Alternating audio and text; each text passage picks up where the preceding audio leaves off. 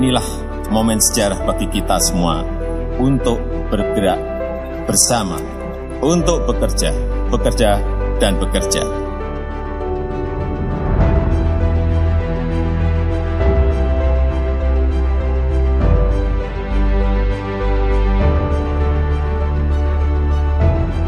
Selama 5 tahun ini, Indonesia telah fokus dan memberikan perhatian terbesar dalam bidang pembangunan infrastruktur.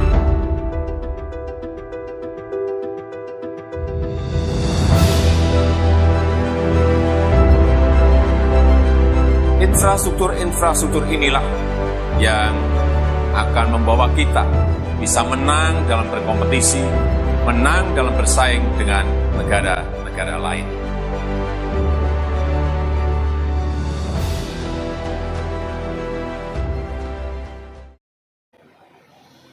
Kita semua pasti mengetahui dan sudah bisa merasakan bahwa pada saat ini kerusakan alam sudah terjadi di berbagai lini kehidupan, dan ini tentunya memicu beragam banyak bencana-bencana. Nah, sejumlah masyarakat pun gencar untuk menyuarakan dan membicarakan tentang sebuah perbaikan dan meminta keseimbangan lingkungan.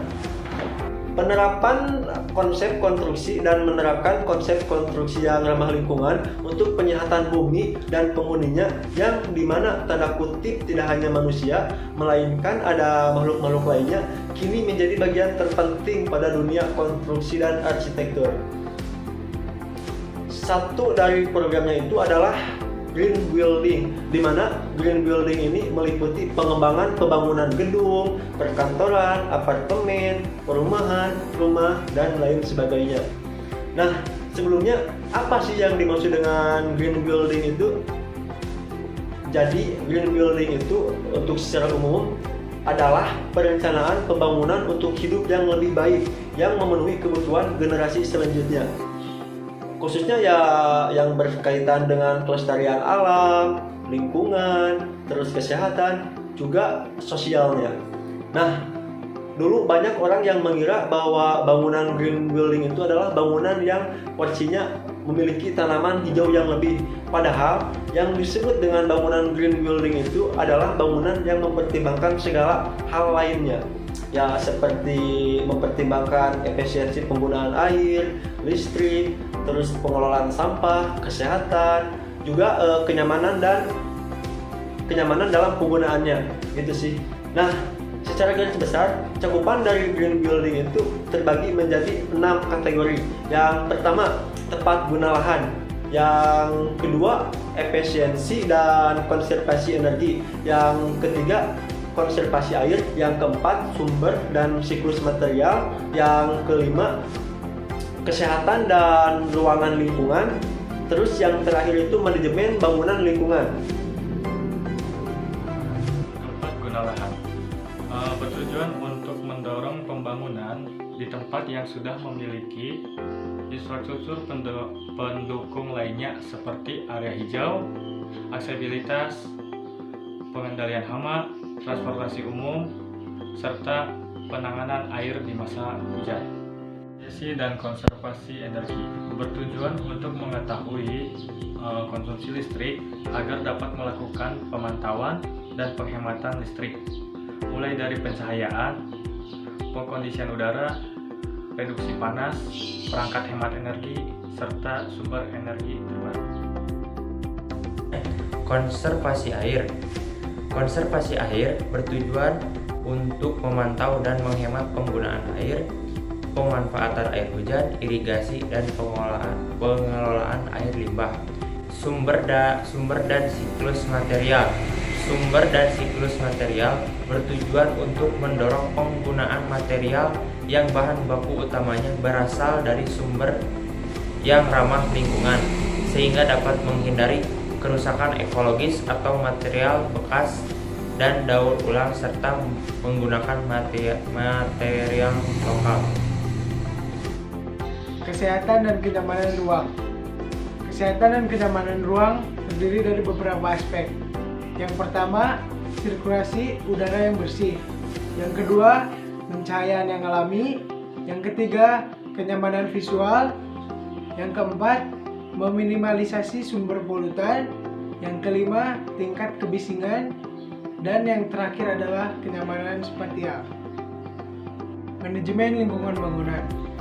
Dengan memperhatikan desain konstruksi yang ramah lingkungan, melakukan aktivitas yang ramah lingkungan, memberikan panduan bangunan rumah, mengatur pengelolaan sampah, keamanan, inovasi, dan desain rumah.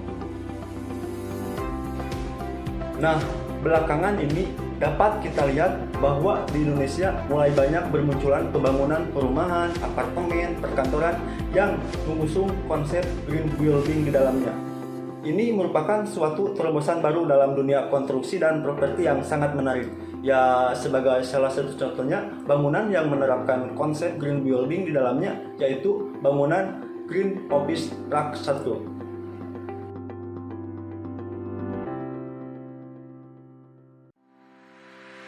Green Office Park 1.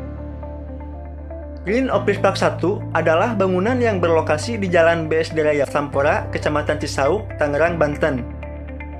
Bangunan Green Office Park 1 ini dikembangkan oleh salah satu perusahaan properti ternama di Indonesia, yaitu PT Sinar Mas Land. Bangunan Green Office Park 1 ini merupakan perkantoran yang mengusung atau menerapkan konsep green building di dalamnya yang telah mendapatkan sertifikasi Gold pertama di Indonesia dari lembaga internasional Green District BCI atau Building Construction Authority Singapura. Pengembangan pembangunan Green Office Park 1 ini mengacu akan pentingnya pelestarian lingkungan yang memadukan aspek ramah lingkungan dengan suasana hijau dan alami dalam sebuah kawasannya. Gedung perkantoran Green Office Park 1 ini didesain oleh konsultan arsitek terkemuka yakni Pomeroy Studio Singapura dengan memiliki 6 lantai bangunan dan memiliki 2 lantai basement untuk parkir dengan total bangunan seluas 59.089 meter persegi. Pembangunan gedung Green Office Park 1 ini dilaksanakan sesuai dengan rencana, yaitu dimulai pada kuartal 1 tahun 2017 dan akan mulai beroperasi pada kuartal 1 2019. Dalam pembangunan Green Office Park 1 ini, PT Sinar Mas Land mengeluarkan dana investasi sebesar 500 miliar untuk pembangunan gedung ini. Dana tersebut sepertinya sangat selaras atau seimbang dengan apa yang disuguhkan di dalamnya. Bangunan Green Office Park 1 ini memiliki beragam keunggulan yang membuatnya menjadi salah satu gedung perkantoran berkonsep green terbaik di tanah air. Dikembangkan dalam konsep Green District atau Green Building, hemat energi, memiliki lokasi strategis dan kemudahan akses, serta ditunjang beragam fasilitas terbaik dan dikelilingi kawasan residensial. Adapun sejumlah fasilitas dalam bangunan Green Office Park 1 ini diantaranya yaitu yang pertama, AC di ruangan sewa selama jam operasional kantor. Yang kedua, jaminan keamanan di dalam gedung selama 24 jam. Yang ketiga, perawatan kebersihan area bersama. Yang keempat, fasilitas eksekutif toilet di setiap lantai. Yang kelima, pantry bersama di setiap lantai. Yang keenam, tempat beribadah. Yang ketujuh, kantin karyawan. Yang kedelapan, convenience store. Yang kesembilan, elevator penumpang serta elevator servis. Dan yang terakhir, area parkir yang luas.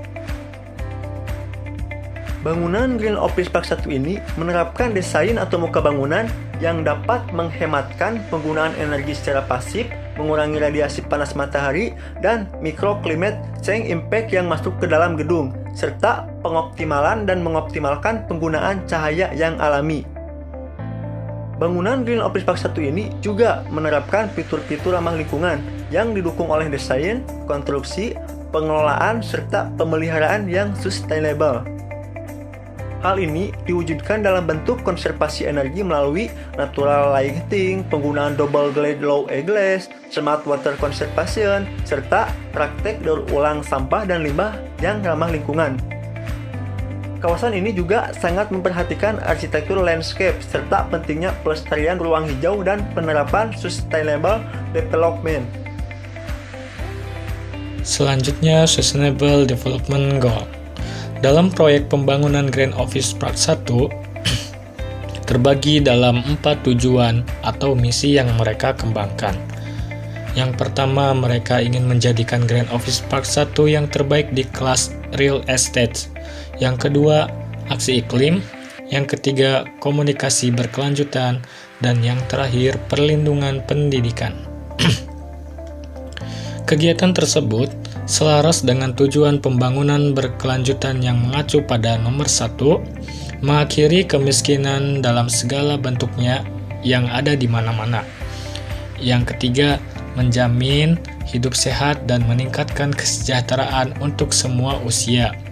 Yang keempat, memastikan kualitas yang aktif dan adil pendidikan dan mempromosikan kesempatan belajar seumur hidup untuk semua masyarakat. Yang keenam, memastikan ketersediaan dan berkelanjutan pengelolaan air dan sanitasi untuk semua orang. Yang ketujuh, mematikan akses kelayakan yang terjangkau, energi, berkelanjutan, dan modern untuk semua masyarakat. Yang kedelapan, mempromosikan berkelanjutan inklusif dan berkelanjutan pertumbuhan ekonomi, lapangan kerja, produktif, dan pekerjaan yang layak untuk semua orang. Yang kesembilan, membangun infrastruktur yang tangguh, mempromosikan inklusif dan industrial yang berkelanjutan dan mendorong inovasi. Yang ke-10, mengurangi ketidaksetaraan di dalam dan di luar negara. Yang ke-11, menjadikan kota dan permukiman instruksi aman, tangguh, dan berkelanjutan. Serta yang terakhir, yang ke-13, mengambil tindakan segera untuk memerangi pertumbuhan iklim dan dampaknya, begitu yang bisa mengacu pada Sustainable Development Goal untuk proyek pembangunan Grand Office Park tersebut. Gedung Grand Office Park 1 ini dapat dikategorikan sebagai infrastruktur berkelanjutan karena gedung ini menggunakan tema green building yang dimana gedung tersebut bisa mengelola listrik dengan baik, pengelolaan air dengan baik, dan pengelolaan sampah dengan baik juga. Sehingga gedung Grand Office Park 1 ini dapat memberikan kenyamanan dalam penggunaannya. Jadi, dapat kami simpulkan, Grand Building itu adalah bangunan di mana sejak dimulai dalam tahap perencanaan, pembangunan, pengoperasian, hingga dalam operasional pemeliharaannya memperhatikan aspek-aspek dalam melindungi, menghemat, mengurangi penggunaan sumber daya alam, menjaga mutu dari kualitas udara di dalam ruangan, dan memperhatikan kesehatan penghuninya.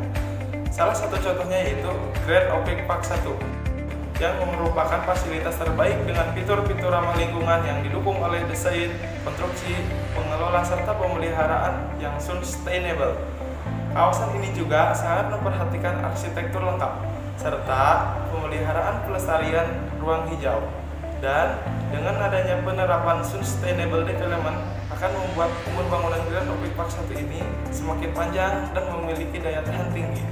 Dan ini bisa menjadikan sebuah pengharapan baru atau suatu pergerakan yang akan menjadikan bangsa Indonesia menjadi negara maju dalam pembangunan yang ramah lingkungan untuk bersaing dengan negara lain.